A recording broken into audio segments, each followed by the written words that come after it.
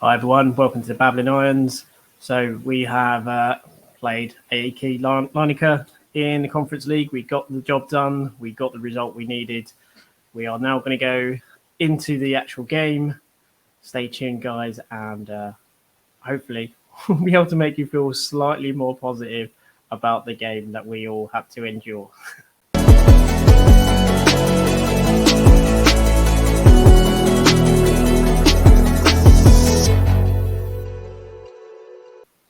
So, Frankie, 2-0 victory away from home. Wasn't as hostile an atmosphere as I thought it would be. It seemed quite genteel, to be honest, although it's a small crowd.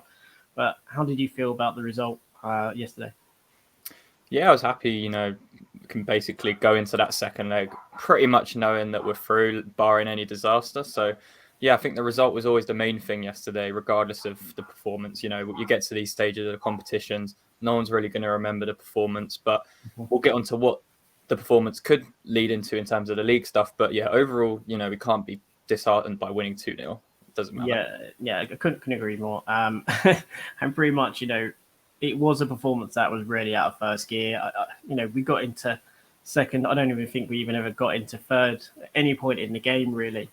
There was a couple of points where LARNACA had a couple of chances in the early, I think, 20 minutes. They had a succession of corners, but again, didn't really put much pressure on us. We were a bit, I think, lethargic for the first 30 odd minutes. And in fact, we didn't even have a shot for the first 30 minutes. So yeah, we'll get on to how we actually then went on to obviously get the goals. And I think there were some really good positives in those goals, actually, that we need to highlight. And some players that I don't think were potentially talked up enough for their contribution in those goals yesterday. But yeah, how did you feel about that first kind of 30, 35 minutes? Pretty poor, to be honest. I think the first 3 to 4 minutes we played with an intensity. We were keeping the ball well. I thought, okay, this is promising. And then again, as we've seen time and time again, we just started to give them a lot more possession, started to drop in, and Antonio became very isolated again. He wasn't holding the ball up well enough, but also didn't have much support around him at all. And it just became a bit of a lull. It became one of those kind of matches we were just cruising through and not really showing any kind of attacking impetus or anything. So, yeah, I mean, the stat that we only had one shot within the first 30 minutes is kind of telling of how we approached it. I don't think we even had a shot in the first 30 minutes, Frankie. Well, there you go. It's even worse. So, yeah, I think the opening half an hour, I think we were kind of sitting there thinking this is pretty poor. There's no change in attitude from that 4-0 defeat at the weekend. Seems like we're kind of just coasting through and happy to just try and nick a goal when we get a chance. Yeah. I think overall in the game, we we didn't have a single corner the entire game. LARNACA managed to get themselves about 14, but I think that was really their only inroads was through set pieces. That's the only time they ever looked in any way in the first half and second half where they looked threatening at all.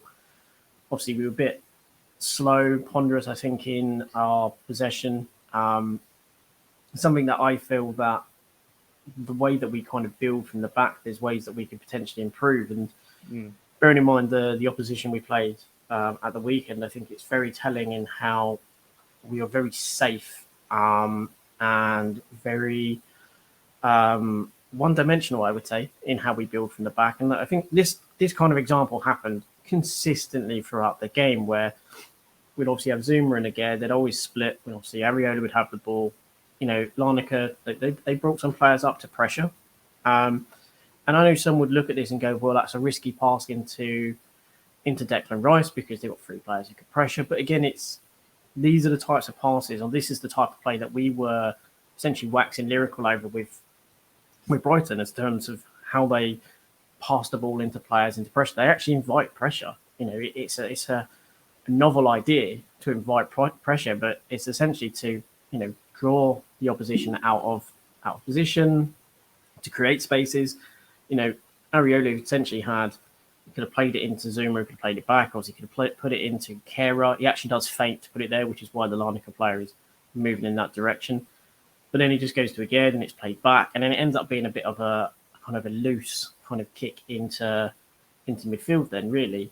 And this kind of happened all the time. And I think it's something that we've kind of mentioned before is that the way we kind of pass, we don't necessarily have line breakers. We don't necessarily look comfortable under pressure. And it's something that maybe we need to develop, is to start to play it in those kind of pressure environments, maybe even working it in training, that to play in those kind of pressures, to invite those quick interchanges. What was your thoughts on the kind of the build up? Because I thought it was quite poor majority of the time, and that is just one example based on what we had last week, where again it's just that kind of to show the difference in level as to maybe how we would operate in that kind of situation. To say even Brighton, who by and large would be essentially dropping players deep, to invite that and then break out from it is something that we didn't do at all really throughout the game. Yeah, I mean, it's not in Moyes' style to do that, so I wouldn't expect us to suddenly do that. He's not a risk taker, so I don't think he thinks playing out from the back in those kind of situations, the way Brighton do, is the way to achieve success in his mind. I think a lot of the time what we'll see in our build-up when we're in our initial third is we will play those sideward passes. We will try and get the ball to the likes of Declan Rice, Lanzini yesterday, try and get it out wide. And then once we're kind of more comfortable in the middle, more towards the halfway line, then we will try and look for those passes through to someone like Fornals, who was coming inside a lot. And then, getting the ball out to Ben Rama and kind of letting him do his thing. So, yeah, I agree with you. I think there needs to be a balance. I think we are very predictable. And I think AEK Larnaca latched onto that pretty early in the game. That first half an hour, they were pressing us pretty well, and they were pressing us pretty high because they, instantly understood, okay, they're good on the ball, they're a good team, but we don't need to show them that much respect because they're not really playing the way maybe they expected us to play. So I think, yeah, in the long term, it would be great to see more dimensions to how we progress. But at the moment, I don't see it changing because we have the same manager and the same tactics, and it's not going to change overnight. Yeah, exactly. It's the thing is that we seem to box ourselves in the amount of times that we'd kind of put it out in, say, Cresswell or Kehrer, and we didn't really have any infield passes. We didn't, even when they were pressing, we even had Downs would drop or Lanzini would drop with Rice. Again, we didn't take that maybe riskier pass to kind of, fake that we're going to play it across to, say, again, to encourage their opposition to move across and then obviously play it centrally. Those are the types of things that the elite teams do, and from a playing style, they don't necessarily have the players, but Brighton are playing at an elite level in terms of how they work in possession. Don't necessarily have the overall team in which to be where their play arguably kind of shows they are, because quite frankly they do play at an elite level in possession. It's just they lack. I also think it's a mindset thing with our current squad, with how we have Moyes. It's even in the second half yesterday, which we'll get onto, there was so much space for us to do that, to do what we're saying. There was so many chances to do that. And to be fair, in the second half, we did do it a lot more compared to the first half. But even so, we just need to have more confidence in ourselves to play those passes and, trust our ability, especially in games like yesterday. Like, they were there for the taking. Yeah. If we wanted to, wrap up the tie convincingly, we could have done that and should have done that. We missed a lot of chances in the second half, but they were very open and in the second half, and you could tell that they were kind of just trying to get a goal, and the spaces were there to play those passes through, and it was just that quality just wasn't there, and we didn't have that confidence to play through with any kind of conviction or assurance in what we were doing. Yeah, and that's a great point, is when we actually did have those little moments of conviction and quality, in particular, the real point of first quality in the game was Antonio's first goal. And what I liked about this, and there's certain things that aren't called out, is that when we kind of won the ball from a corner, and we just obviously brought the ball up. Now, obviously, LARNACA in a really good kind of situation. They've got basically a 4-4-2, but what's different is Antonio kept getting pinned to the centre back throughout the game, and they kept losing the ball. Up to this point, Antonio, if we're really honest, was dreadful. Couldn't hold the ball, wasn't really being able to kind of carry it anywhere, and he was just poor up to really around about this point of the game.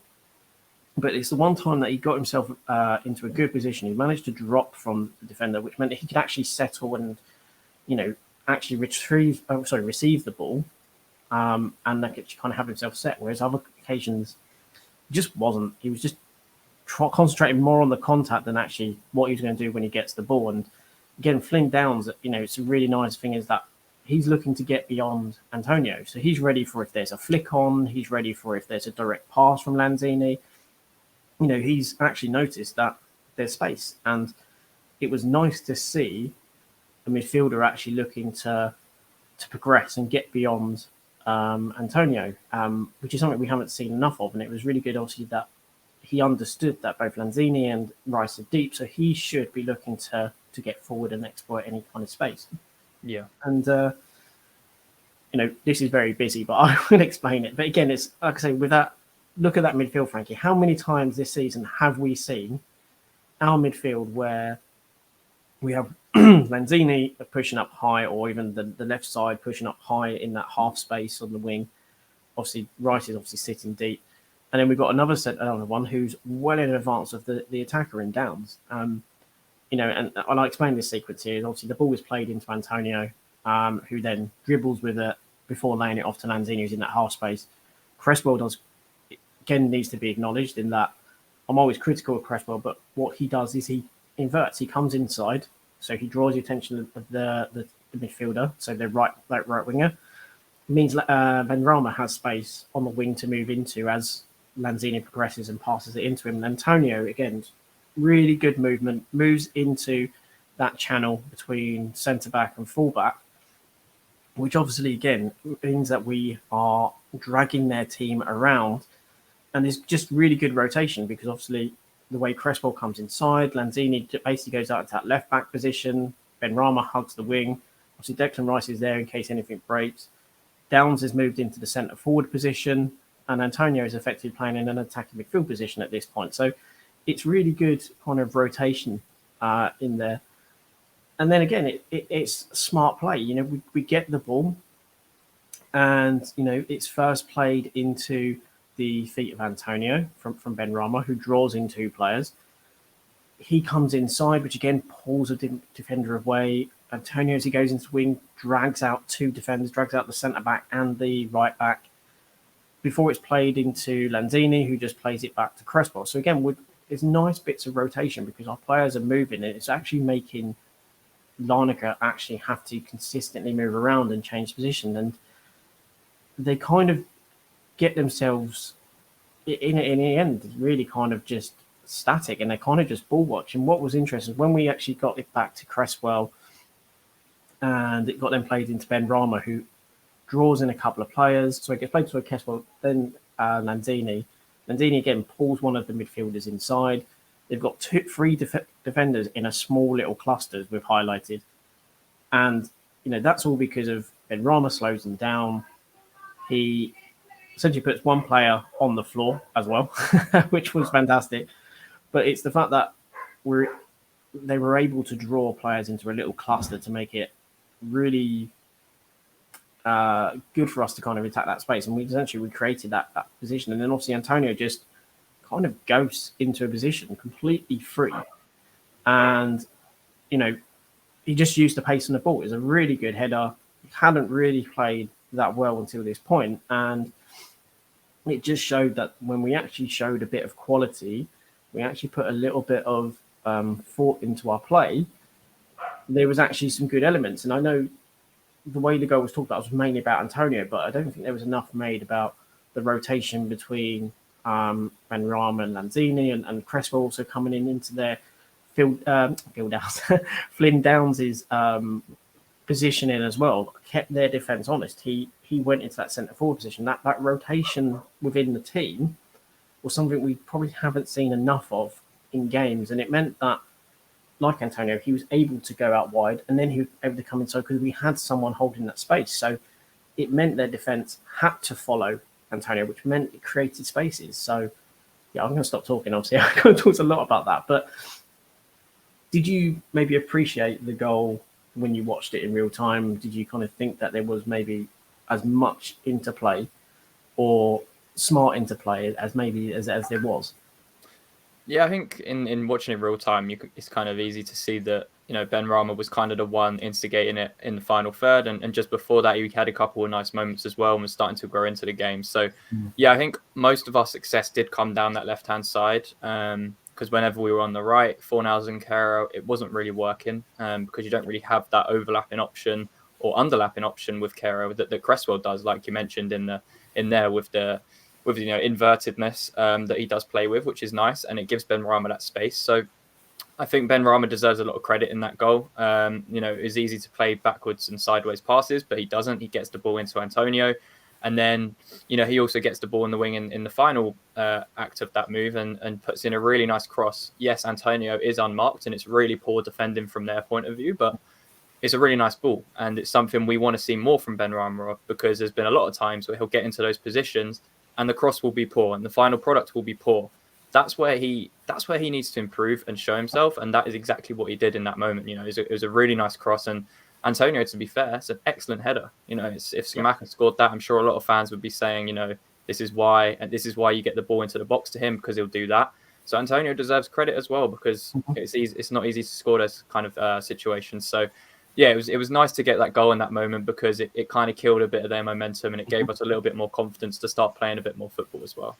Yeah, and what I like about it as well is when you look at it like this, look how many players we've got in an advanced position. You've got Benrahma on the wing, you've got Lanzini's dropped into the area, you also have Flynn Downs, Fornals has obviously come inside, you've got obviously Kehrer on the edge of the area ready to kind of attack anything if it comes out as well.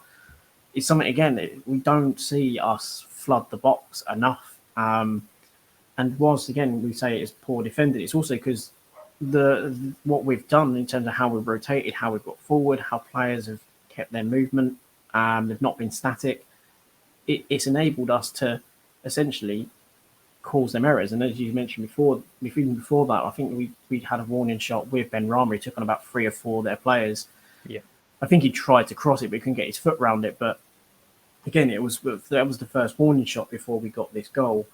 Little time after, I think just literally a couple of minutes after, then Fornals had a shot from the edge of the area that he flashed wide, which again, he come inside, we did well.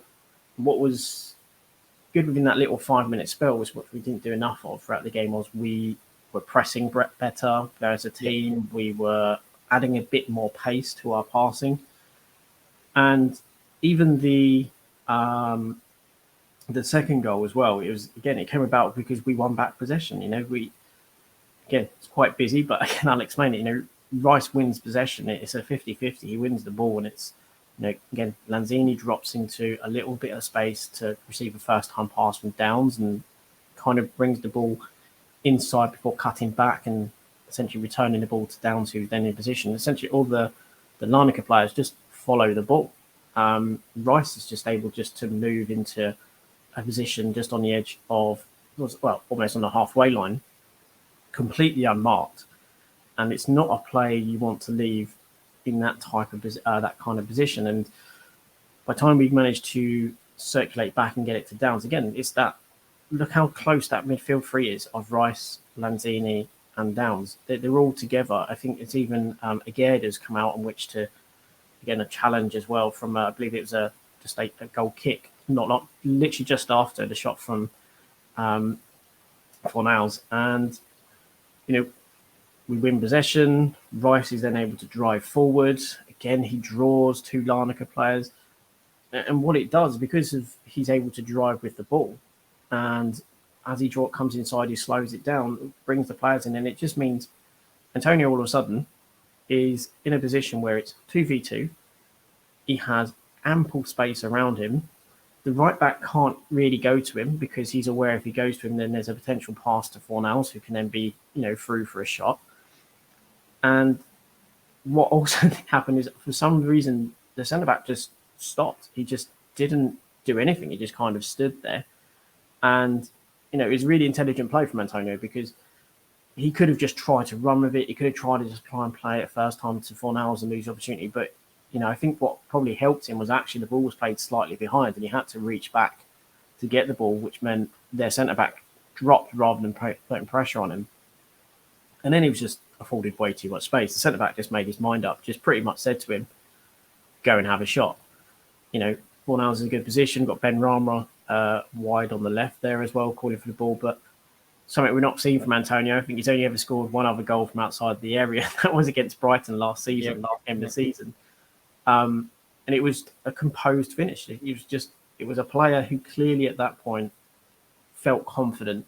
He just took his chance, put it in the top corner. Again, really well-crafted goal. It was a nice bit of winning the ball. smart play from Lanzini in which to, essentially open up the pitch in a way by dribbling a little bit before cutting inside. And, again, Rice, intelligent movement, good pull from Downs. And then, fantastic finish from Antonio. That has to be said.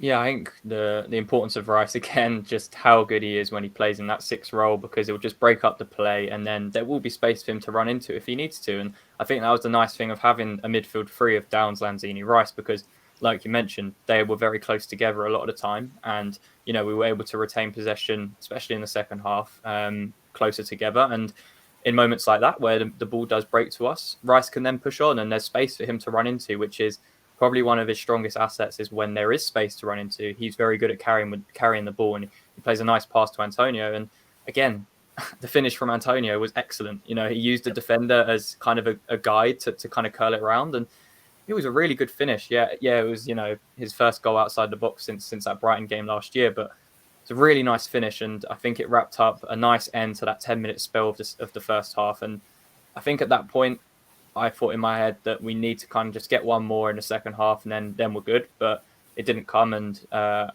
think just overall we went very flat, and it kind of just fizzled out into what it did in the second half. Yeah, exactly. Obviously, I think Antonio was incredibly unlucky with his opportunity. Obviously, put clean through, and then he hits the post. Would have been the perfect hat trick as well, because he'd already scored with his right foot and his head. So yeah, I kind of felt from a bit it did deserve it, because it was really good. Again, I think Ben Rama skipped a tackle before playing it to Fornals. But again, it's just unlucky from Antonio. He on another day he might have been burying that. He probably would have smashed it on another day. Yeah, and it goes in. But again, and obviously we then had the opportunity with Paqueta late on. So there were chances. Obviously, they were putting pressure on with set pieces, but never really something to worry about, I don't think, throughout that game from LARNACA. They huffed and puffed, but there wasn't much from them. I think it was positive to see that we made early substitutes, again, to rest players.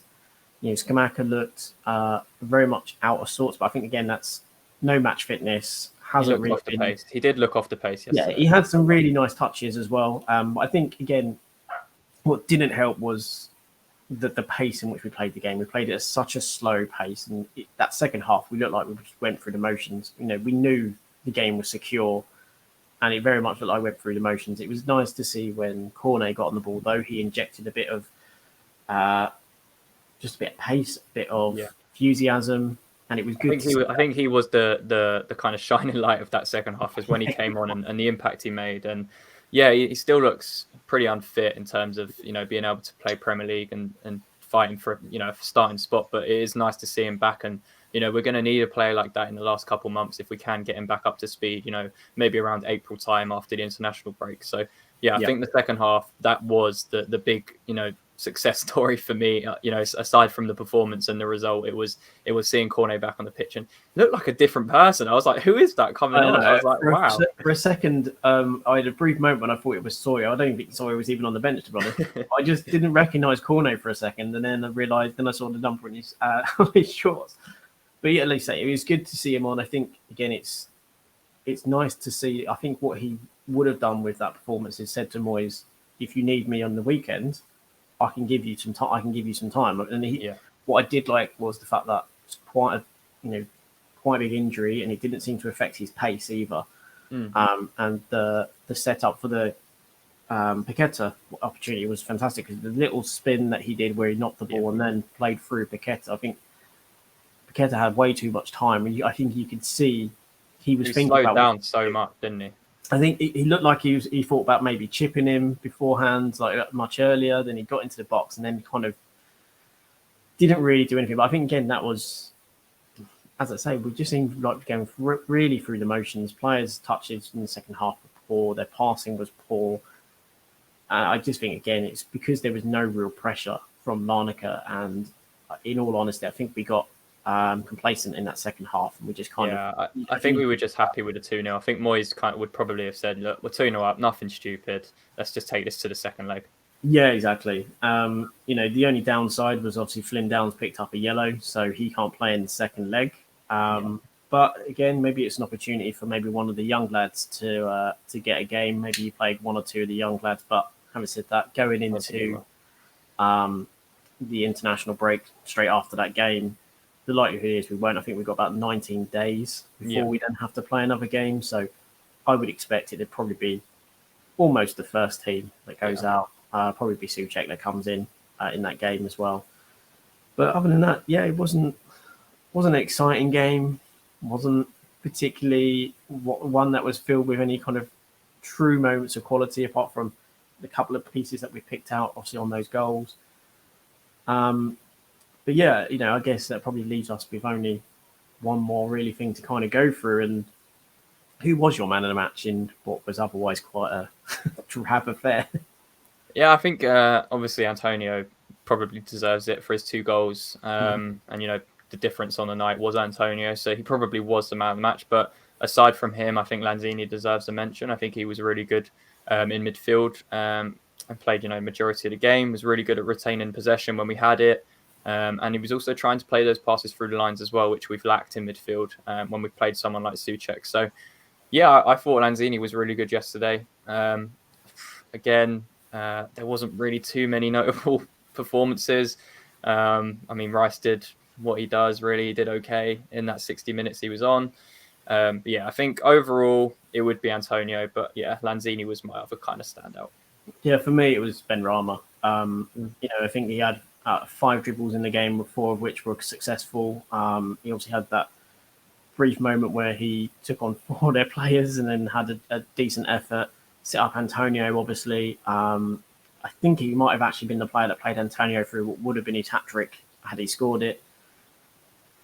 I would put him over Antonio purely because Antonio for 30 minutes was dreadful. He got his 2 goals, which I think has probably masked a fair element of his performance. He took those goals incredibly well, so there's cannot dispute that he deserved his selection based on the fact he got the goals. So, and I think that's why much of the time he can get called out as, or a player who scores goals can get called out as man of the match regardless of how well they play, because ultimately they got you to win.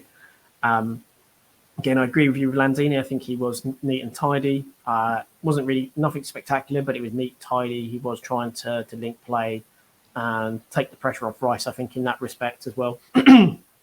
And when we talk about those goals as well, he also had quite a vital piece to play in each of those goals. He was involved in the build-up. So, again, I think we have to comment on that. I'm personally going to go for Benrahma or Lanzini, I would say, if I was going to kind of pick the 2. I don't think there was any real standouts. Actually, one thing I will say is we haven't mentioned was Kurt Zouma being back. He was brilliant at any cross that came into the area, I thought. In open play, any time the ball came in the area, he was like a magnet. He just got to everything. Yeah. So I think that was a nice positive as well out of the game. But I would say we're undecided on man of the match, but if we're going to be kind, let's say Antonio. Let us know in the comments what you guys think. Yeah, exactly. You guys let us know what you think. I personally think Benrahma.